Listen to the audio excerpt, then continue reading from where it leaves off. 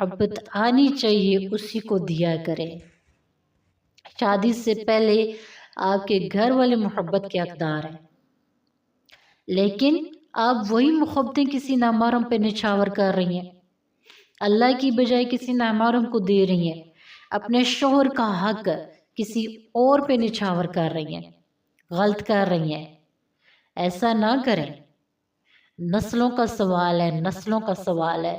ایک منٹ کے لیے سوچیں تو صحیح، ابھی تو آپ سنگل ہیں اور آپ کو نامحرم سے محبت ہو گئی ہے اور آپ اس کو سوچتی ہیں یا کسی بھی طرح سے رابطے رکھتی ہیں، تو کل کلاں کو آپ اپنی بیٹی کے لیے یہ ساری چیزیں پسند کریں گی؟